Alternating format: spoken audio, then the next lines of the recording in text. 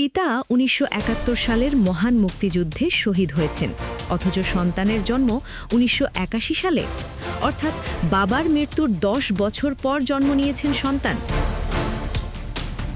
অবিশ্বাস্য মনে হলেও দেশের সর্বোচ্চ আইনসভা জাতীয় সংসদে দাঁড়িয়ে ঠিক এই দাবিটিই করেছেন জামায়াতে ইসলামীর একজন নবনির্বাচিত সংসদ সদস্য।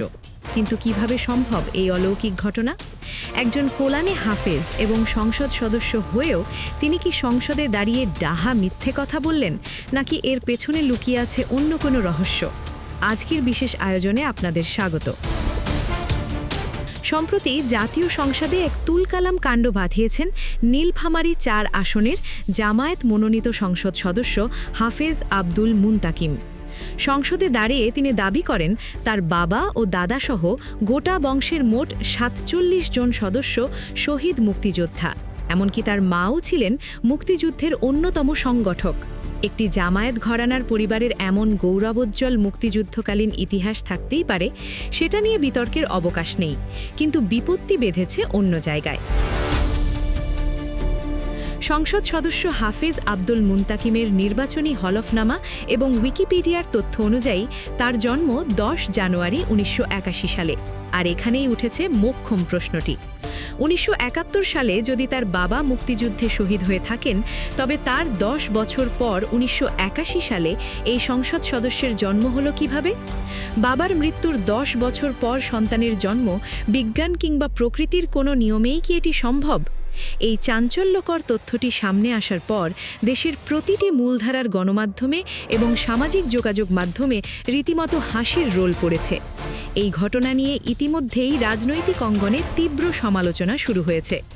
গণমাধ্যমের কার্ড শেয়ার করে অনেক রাজনৈতিক নেতাই প্রশ্ন তুলছেন, যেমন বিএনপি নেতা রাশেদ খান একটি ফটো কার্ডে মন্তব্য করতে গিয়ে প্রশ্ন তুলেছেন, বাবার মৃত্যুর ১০ বছর পর জন্ম, তাহলে এতদিন তিনি কোথায় ছিলেন? মায়ের গর্ভে? অবশ্য এমন মন্তব্য কিছুটা অমানবিক বা কটু শোনালেও যৌক্তিক প্রশ্নটি কিন্তু এড়ানো যাচ্ছে না। চিকিৎসা বিজ্ঞান অনুযায়ী বাবার মৃত্যুর সর্বোচ্চ ৯ থেকে ১০ মাস পর সন্তানের জন্ম হওয়া সম্ভব, কিন্তু ১০ বছর পর কোনোভাবেই নয়। তিনি কি তার বাবা মায়ের পালক পুত্র বা দত্তক সন্তান? ইসলাম ধর্মে পালক সন্তান লালন পালন করার বৈধতা রয়েছে। যদি তাই হয়, তবে সংসদে দাঁড়িয়ে বিষয়টি পরিষ্কার করা উচিত ছিল। যদি তিনি পালক পুত্র না হন, তবে কি রাজনৈতিক ফায়দা লুটতে এবং মহান মুক্তিযুদ্ধকে কলঙ্কিত করতে সংসদের পবিত্র ফ্লোরে দাঁড়িয়ে তিনি এই মিথ্যাচার করেছেন? একজন কোরআনে হাফেজ, যিনি একটি ধর্মভিত্তিক রাজনৈতিক দলের প্রতিনিধিত্ব করছেন, যার নীতি নৈতিকতা সবার উপরে থাকার কথা, তিনি কিভাবে এমন একটি অসত্য বা বিভ্রান্তিকর তথ্য সংসদে দিলেন, তা নিয়ে চারদিকে চরম বিস্ময়ের সৃষ্টি হয়েছে। আরেকটি বড় প্রশ্ন উঠেছে তার রাজনৈতিক আদর্শ নিয়ে। যে জামায়াতে ইসলামীর বিরুদ্ধে ৭১-এ পাকিস্তানি হানাদার বাহিনীকে সহায়তার ঐতিহাসিক দলিল রয়েছে, সেই দলের একজন নেতার পরিবারে ৪৭ জন শহীদ মুক্তিযোদ্ধা থাকেন কিভাবে?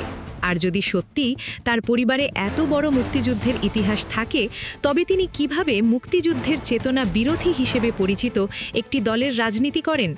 এই প্রশ্নের উত্তর দেওয়াটা হয়তো তার নিজের জন্যও বেশ কঠিন হবে। এই পুরো ঘটনাটিকে আপনারা কিভাবে দেখছেন? এটি কি শুধুই কোনো তথ্যের ভুল, নাকি এর পেছনে রয়েছে কোনো অলৌকিক রহস্য কিংবা রাজনৈতিক মিথ্যাচার? আপনার মূল্যবান মতামত অবশ্যই আমাদের কমেন্ট বক্সে লিখে জানাবেন।